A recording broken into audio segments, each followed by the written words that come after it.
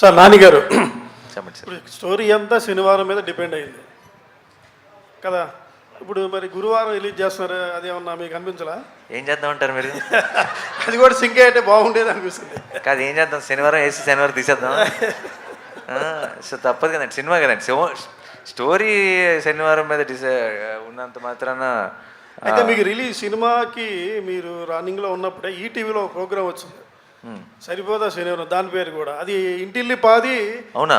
చాలా దగ్గరికి వెళ్ళింది టైటిల్ అని అనిపించింది నాకు. ఎవరికైనా తెలుసా?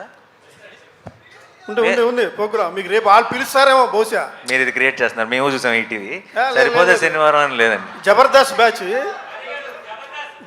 బ్యాచ్ సరిపోదా శనివారం మార్చారు. ఇప్పుడు మార్చారా? చాలా రోజులైంది మీ స్టార్టింగ్లో ఉన్నప్పుడే. ఓ అవునా? లాస్ట్ మంత్ అది మా వాళ్ళు మార్చారండి. వాళ్ళు ముందు కాదు, మేము ముందు. సో మనం అదే కరెక్ట్. అలా ఇందాక సినిమాలో డైలాగ్ ఉంది, పోతారు అందరూ పోతారు అని. దిల్రాజ్ గారు కరెక్ట్గా చెప్పారు లేదు నాకు తెలియదు, నేను చెప్తున్నా లేదు. ఆయనకి సింగిల్ థియేటర్లు జనాలు రావట్లేదు అసలు యాక్చువల్గా సినిమాలకి. ఇప్పుడు ఓటీటీ వరకు ఉండకుండా అందరు పోతారు థియేటర్లకి అంటే పోతారు ఓటీటీని అని కాన్సెప్ట్లో దిల్రాజ్ గారికి అనిపించిందేమో, నాకైతే అలా అనిపిస్తుంది. పోతారు ఓటీటీ దాకా ఆగరు, అందరు థియేటర్ పోతారు. అదే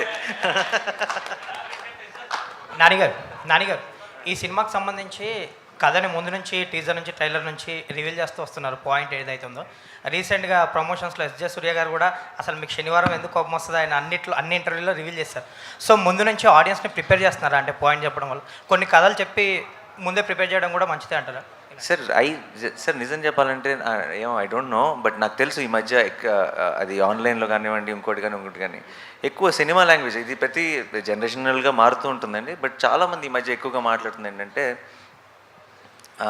ఏమంటారు, అంతే తెలుసు అంటే ఏం జరుగుతుంది, లేదంటే ఇది ఏం ఎక్స్పెక్ట్ చేయొచ్చు, సర్ప్రైజ్లు ఉంటాయా, షాక్లు ఉంటాయా, దాని మీద వెళ్తున్నారు. అంటే ఇప్పుడు ఏ సినిమా అయినా సరే గుడ్ గెలుస్తుంది, చివరికి ఈవిల్ ఓడిపోతుంది, అంత మాత్రం సినిమాని ప్రెడిక్టబుల్ అనలేం కదా. అదే that's cinema is all about experience. అంటే మీకు తెలిసిపోయిందా తెలియలేదా కాదు మోస్ట్ ఇంపార్టెంట్, మీరు ఎక్స్పీరియన్స్ మీరు చూస్తున్నంతసేపు మీకు ఒక గూస్ బంప్స్ వచ్చినాయా, మీకు బాధ వచ్చిందా, మీకు ఒక హై వచ్చిందా, మీరు వాళ్ళతో పాటు నవ్వుకున్నారా, మీరు ఈ 2.5 గంటలో 3 గంటలో మీరు ఎంగేజ్డ్గా ఉన్నారా, ఎంగ్రాస్డ్గా ఉన్నారా, ఇది కదా సినిమా అంటే ఇలా ఈ 4 ఫార్ములాల్లో టిక్ అయిందా, నాకు ఏమైనా అన్ఎక్స్పెక్టెడ్ ట్విస్ట్ వచ్చిందా, నాకు ప్రీ క్లైమాక్స్లో ఇది వచ్చిందా, అలా కాదు కదా. Overall experience is the film.